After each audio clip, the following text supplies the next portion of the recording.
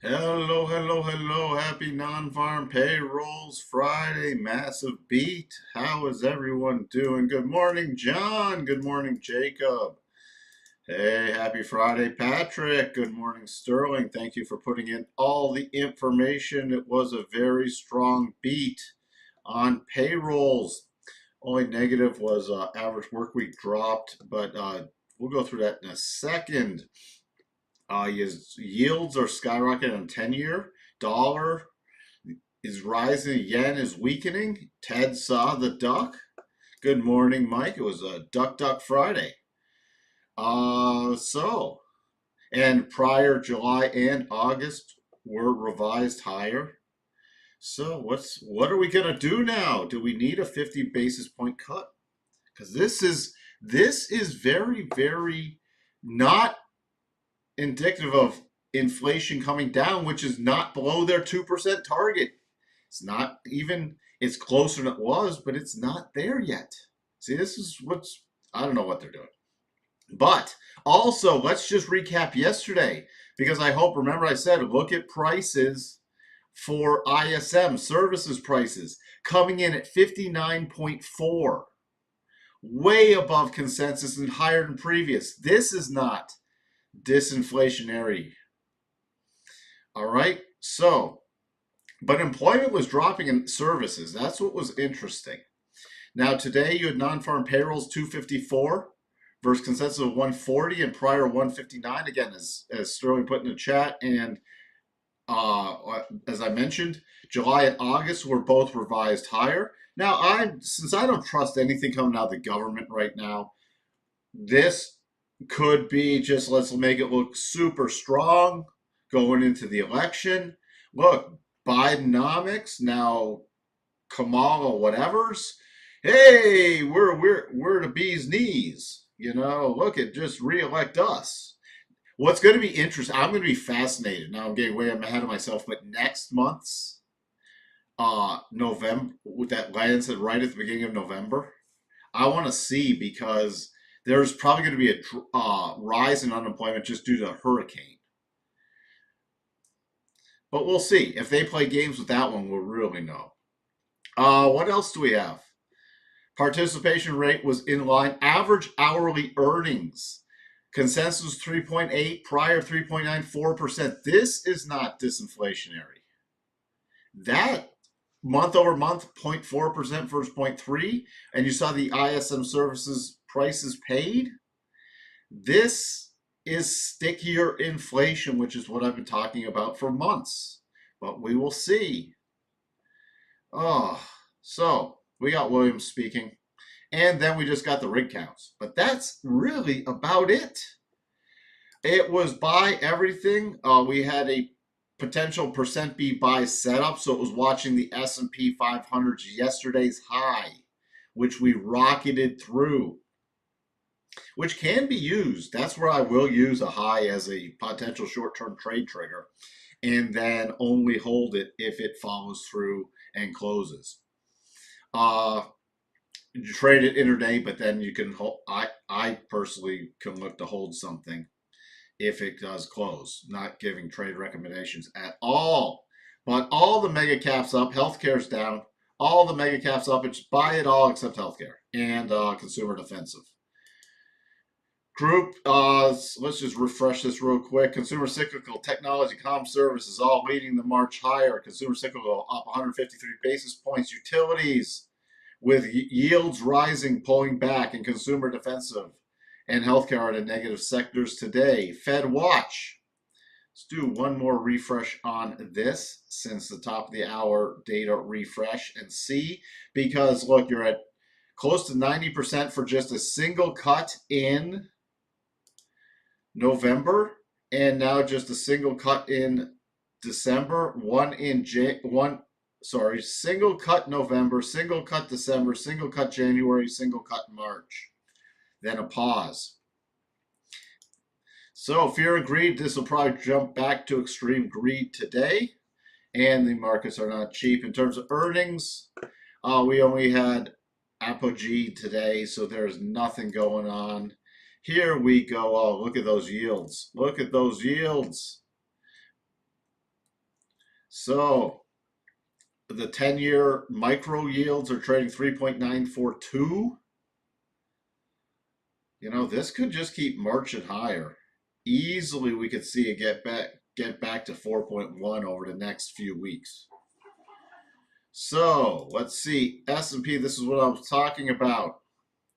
That's why I hope you have the stuff, the percent Bs on your chart. Okay. For anybody who needs a refresher, I use a 5 length. I use a high-low close divided by 3, and I use 1 standard deviation. There you go. Breaking above the high, so it has to go negative. Breaking above the high, so that sets it up. Now, it's technically not an official buy until it closes. But we came down to rotation zone, was not able to get beyond the first target of the little double, and now rotating up. Remember, rotation zone's still in place. So we got to daily cycle lows also. So pay attention. If we do get selling pressure, if the pre-market was a little exuberant and we get the sell after the open, watch where it closes in relation to yesterday's high. In terms of that, I was looking at the harmonics. In the short term, 57.90 on the 4-hour basis. We've already hit the 75% harmonic, 58.03, 58.04 level. If we continue higher, 58.17 roughly. And then following through, we have nothing different with the other. I just have to re-anchor these. So if we break out, not necessarily today, but if we do break out next week, your key first cluster is 58.43 to 58.48. On a pullback, I will be looking. If we do sell off, it's key 57.77 to 57.82 is my key support range, right in here. Between the 50 harmonic and these little candle bodies. That's going to be my key support range. Again, what you don't want to see it if you're in the bullish camp is drop back below yesterday's high, because that would be a failed percent B buy. Okay, so let me get back to the daily. There we go. So that is very key to keep watching. That high arrow is also the same high area for Wednesday. So that is very, very major support. Good morning, Anissa. You were looking at another screen, Patrick? You weren't watching the ever so boring disclaimer?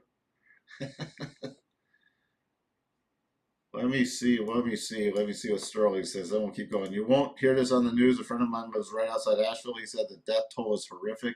Said they're finding dead bodies by smell because there are so many of them. Wow, that's not good. Yeah, there's been a ton of buying pressure at that 57.40 level in the ES. If we lose that, watch out below, because this has been retested and recaptured multiple times now. You're exactly correct, Sterling. Again, Sterling, I guess, should take over the live stream, because I am luckily not needed anymore. So it will be Sterling running the live stream, because he has learned a lot of key things. All the buying pressure that he was talking about right down here, you kept dipping below it and then popping back above it. Even European lows sessions, just testing it, and then Sterling's got it. So everybody tune in for the Sterling show starting on Monday, please. Then I don't have to get up at 4 a.m. Good morning, Richard. Oh, everybody chiming with their thoughts too. That's no, I won't. What, Sterling? You don't want to do won't Toyota let you live stream the pre-market open? You have that time. You have the time. Technically not a percent beat buy in the NASDAQ, but I was watching the NASDAQ highs. The NASDAQ, the key level, 20,268. Watch for a close above there. Again, into the rotation zone. This was, though, a rotation zone buy setup for me. And on a continued rally, 23.58. Key pullback level first is 20,178, and then major support is coming back at a 20,100. That is very key. You don't want to see it lose 20,100 on the NASDAQ. Yeah, they are. They've spent, and they're broke now because they've spent all the money on illegal immigration. Isn't that wonderful? And then the Kamala saying, here's $750 for everyone who's got their house wiped out.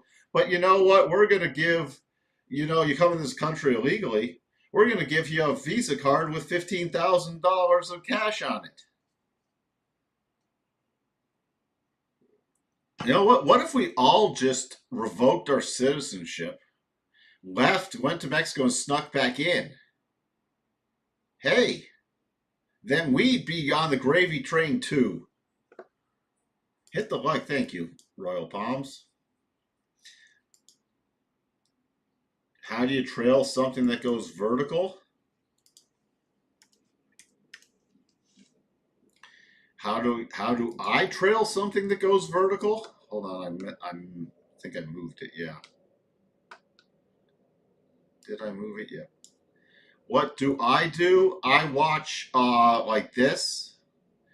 I'd be watching the 4-hour rotation zone with very key pullback levels. So the farthest away that I'd have a stop, and I like to take things along the way, but the farthest away I'd have a stop is right below this area. That'd be the farthest away. The closer would be as if we fill this gap, so right below 33. Again, things that go vertical make stocks, but what I watch for, I don't mind the first pullback because generally you get the secondary bounce. So that first pullback low is very key. We don't know if we have it yet. That's why I get more aggressively raising a stop after we start getting the secondary bounce. And when I talk about a secondary bounce, let's just pretend this was it. This is probably not the full bounce yet. But what do I look for? I then look on the recovery for it to get above the 62.5 level. If so, then we should continue higher, at least for another push and a retest and a possibly breakout, but that sets up a double, potentially. So I know where my stop then is locked in. That's why the secondary bounce is so important. That's how I do it. I was trying to teach you everything that... So this sloppy head and shoulders, which was never triggered, is now just off.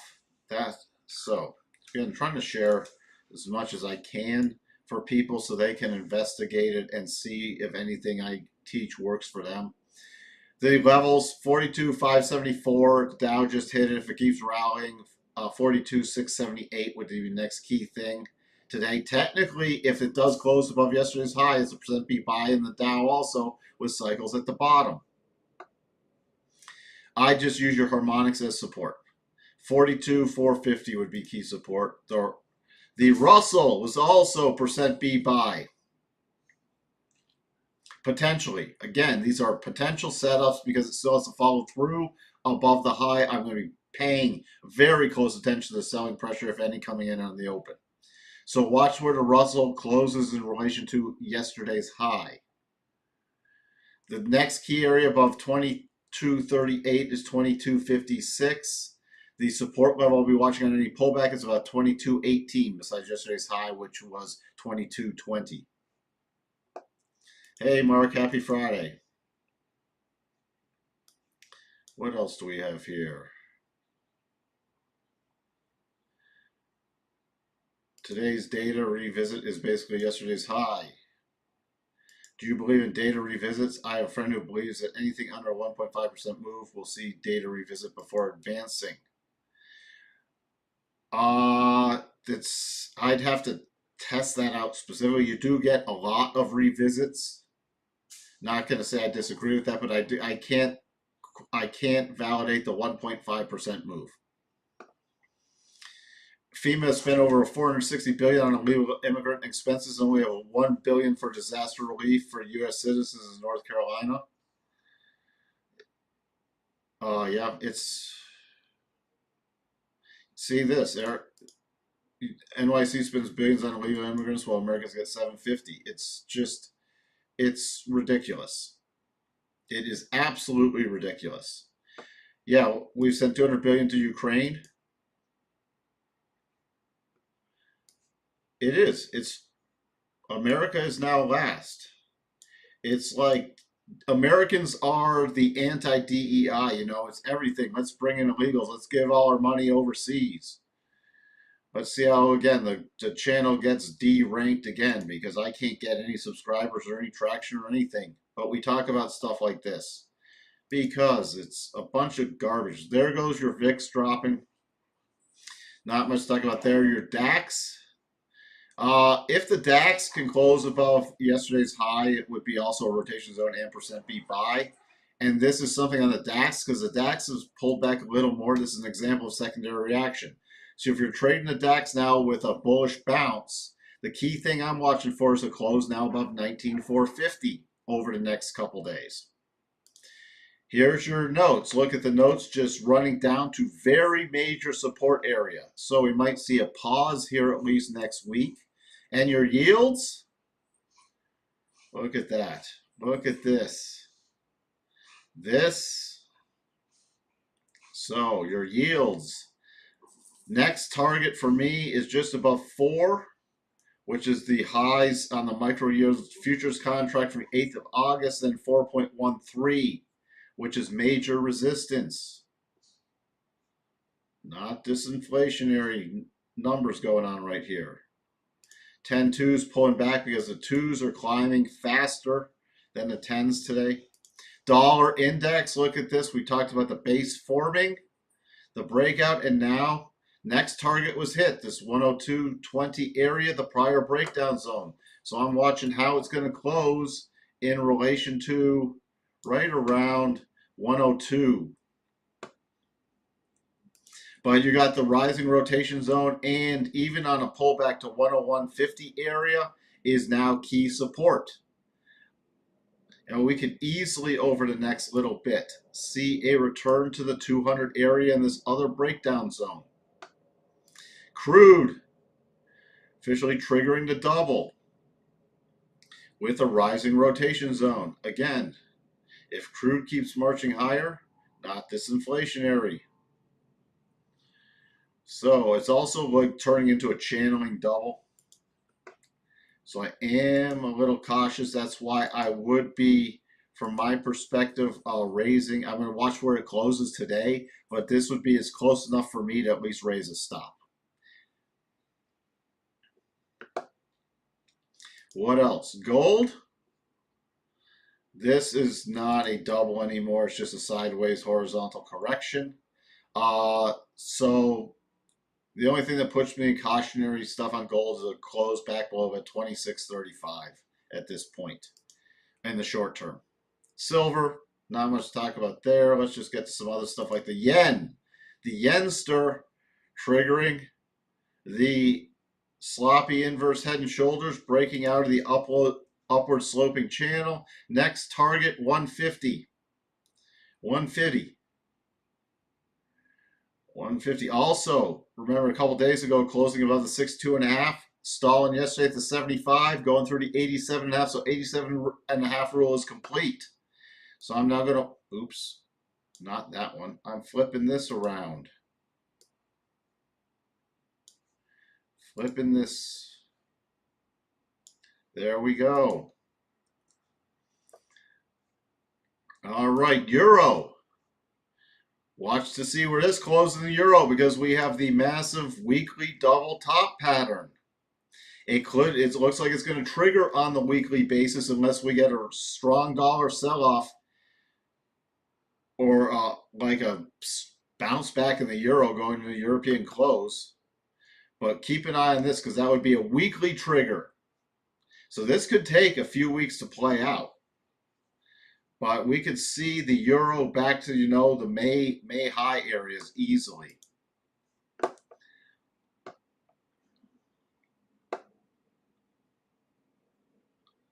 You're welcome, Richard.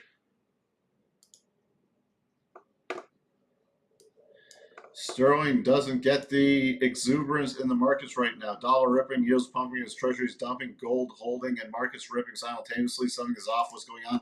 I can't explain. That's why I'm saying I'm going to be watching if this holds with selling pressure into the open. Because the markets, all right, you're decreasing your cut expectancies. You still have a lot of cuts in there. These numbers, either you trust the numbers or you don't. And I guess it's still pricing in a perfect soft landing. But the markets are ripping, and remember, the markets aren't cheap. If we were down like at a Shiller PE, look at this.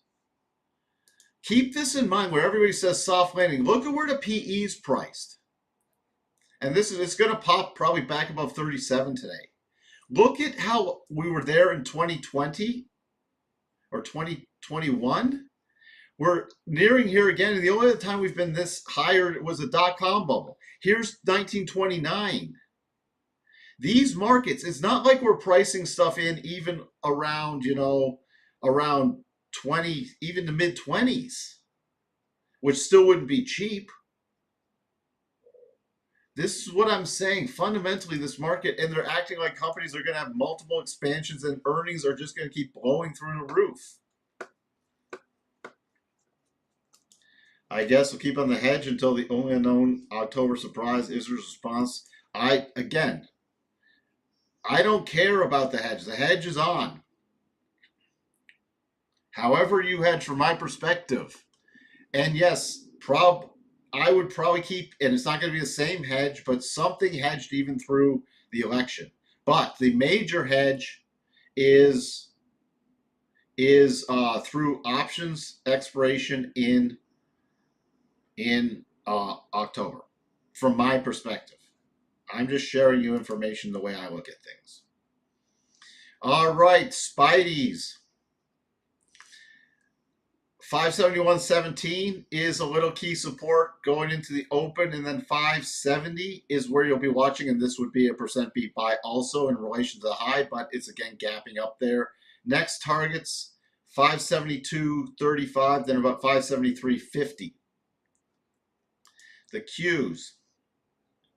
Watch where it closes in relation to about 487.60. We're at 487.51 right now.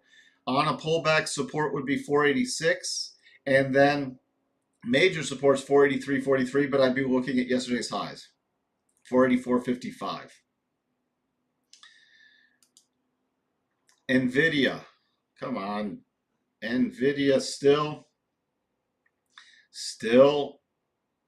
unable to break through the highs still from the September 26th. And this is very major resistance. But definitely NVIDIA was a big saving of the market yesterday. So I'm going to be watching to see if this can march higher. And if we look here, this is now getting it's almost too far extended. We'll keep it on for a little longer. Keep an eye on that. Tesla. Probably have the buys coming in here, but until it breaks its trend line, then I'll be watching for a quick return to the 200, but we're not there yet. What else? What else? Dark Screen says after AI, everything has changed. What specifically has changed?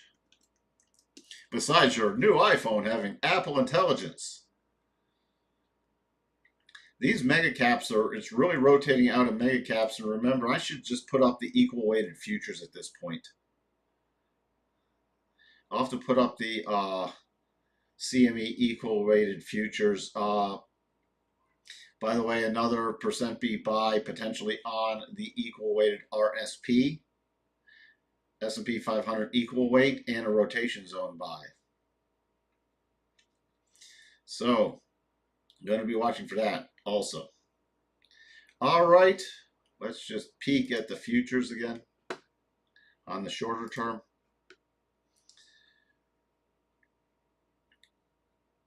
So little key for me going into the open is about minor would be about 57.87 for support. Major would be about 57.81.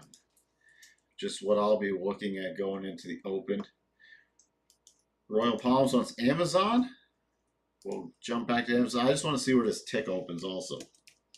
Amazon cycles at the bottom, oversold. So this could easily be through a follow through bounce, percent beat buy. You would have had to get in it pre-market, but I'd be watching to see if it closes above Thursday's highs, because that could follow through. And there's another exact example of what I'd be looking at if I was going to go long Amazon. The key thing on the next few days, it would have to follow through and get back above 189.93. So on any bounce, my first target area would be between 188.12 to 189.93. So I'd be looking at those levels to at least aggressively raise up a stop if I were doing a buy down here, which I have no interest in Amazon right now. Don't have any positions with Amazon. But that's how I'd be looking at it. And then if it closes above 189.93, I go with the 87.5 rule. So my next stop reduction would be 191.75 area, and then I'd be looking to take something off unless it just blew through the 193.56 area and was going to break out to new highs. That would be in the short, at least new highs in the short term. Okay, now let's peek at this. All right, let's see where the tick. All right, no. See, that is not, with this kind of pre-market action, that is not a super strong tick opening. It couldn't even open above 1,000. So now I'm going to be patient and watch to see where this pulls back to. And then it's got to start getting some serious buying pressure coming in.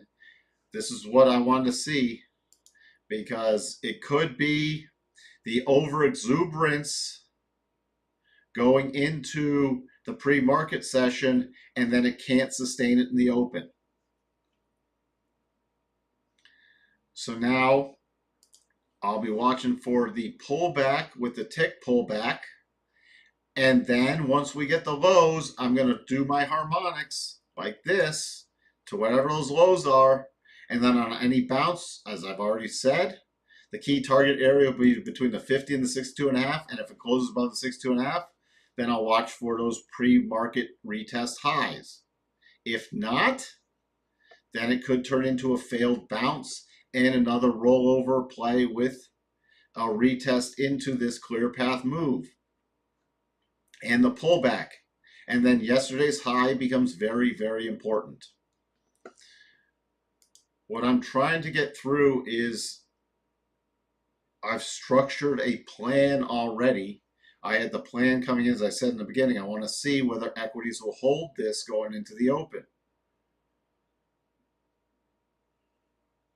because that's the plan going in. So now I can watch for setups related to that plan. And I know overall, if it can't sustain above yesterday's high, then this would be a potentially failed bounce play. And then I start looking out for more downside next week. Again, as Sterling said, if we break through the 57.40 level.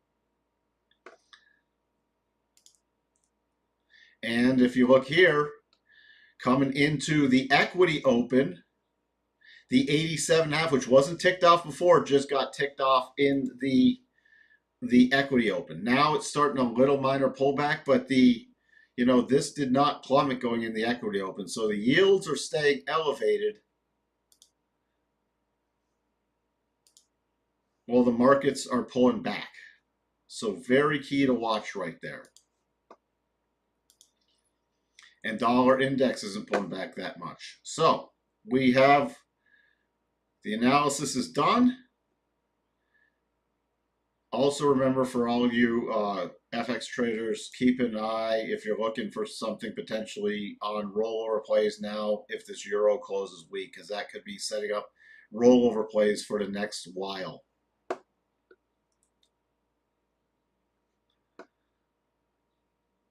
do you mean you cannot sing Looney Tunes to Amazon? Why not? All right, I hope everyone has a wonderful, wonderful weekend. Going into some nice fall weather, although not here. It's still above 100. We set the hottest September ever on record by over 2 degrees. Prior average high was 92, I think. This average high for our September was 94.2 degrees. That's the 24-hour average, not the just daytime session. Daytime session average was well above 100. We're still riding about 15 degrees above average per day in temperatures. So, Jacob's watching 5770 on the S&P for his key support level. 5770, you're watching all the way back down here. So we will see. But here's my example. All right, if we just put in a pullback low, and I haven't looked at the tick yet, I now need it to turn around and get back above this 57.96 level on any bounce play. Other than that, I'll be watching for some potential rollovers in the short term. But if this comes back now and closes back above 57.96, then I'll watch for the retest of the pre-market high areas. With that, I shall talk to everyone next week. Thank you for tuning in. Have a wonderful weekend. Bye for now.